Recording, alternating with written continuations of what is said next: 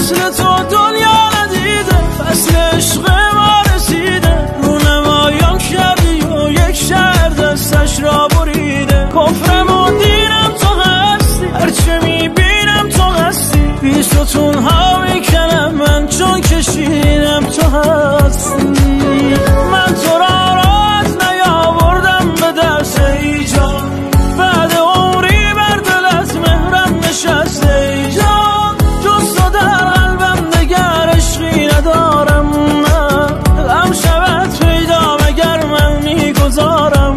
نه آرام آرام آتش به دلم زدی، انشین که خوش آمدی رویای من.